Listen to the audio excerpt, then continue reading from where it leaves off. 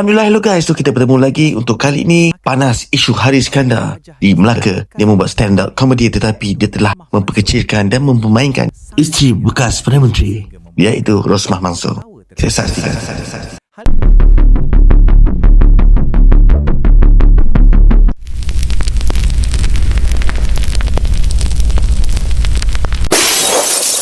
Hancin.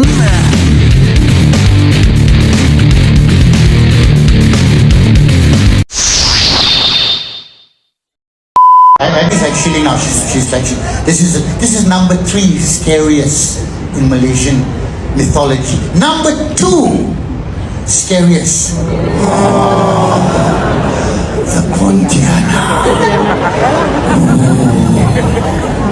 And if you all just go very quiet right now, some of you will be driving back later like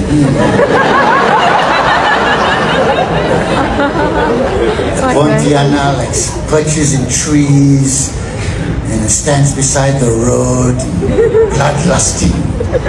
However, do you know what is the number 1 scariest? Pocong? No, that was number 5. Yang lompat-lompat tu apa nama dia? Pocong atau pocong? I tell you what, I'm going to start the story now and you will work it out. How many of you have heard that when you are driving down a dark road, hilly road, you're driving by yourself at night and the road is not lit, you are all driving around, what is the advice given to you?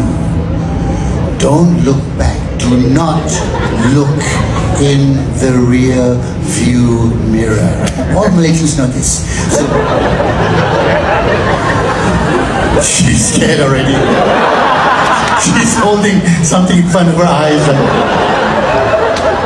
Kak, bila kak sini ada hospital Putra dekat.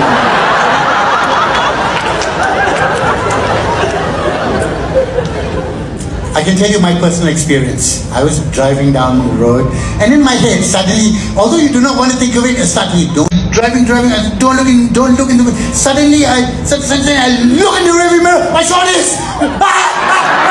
Take it out.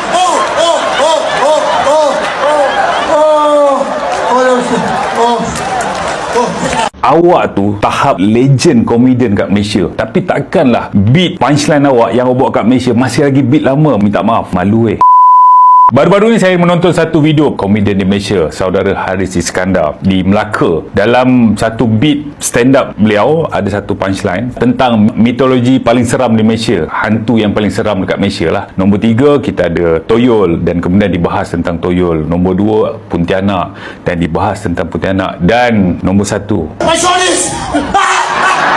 Take it out.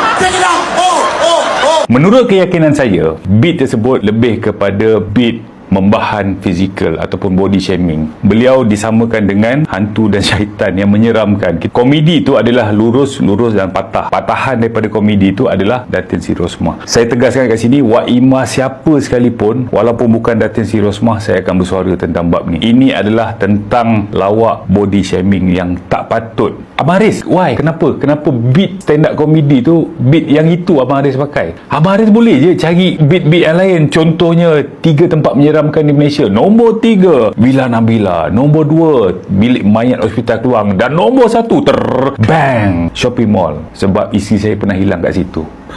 Dan dulu kami ni semua peserta Maharaja Omega, kalau boleh nak elak lah pasal isu-isu body shaming ni. Termasuklah Mamat Putih tu pun, saya dah nak bahan dia pun pasal tinted pun saya dah tak sampai hati. Sebab saya rasa trend komedi sekarang bukan seperti tu. Jadi Abang Haris, minta maaf kalau saya ada silap masalah. Saya tak nak bergaduh lagi dengan Abang Haris. Saya hormat Abang Haris sebagai senior komedian kat Malaysia. Carilah beat ataupun carilah komedi yang lebih membina, membangun dan boleh memberi satu manfaat kepada generasi yang hari ni. Sama-samalah kita majukan industri komedi Malaysia. Sademan amat menghargai setiap super thanks, super chat dan super stiker yang anda berikan.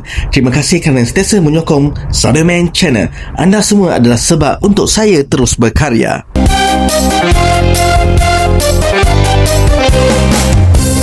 Terima kasih kerana telah menyokong Sademan Channel. Jika anda merasakan video ini bermanfaat, sila subscribe dan share.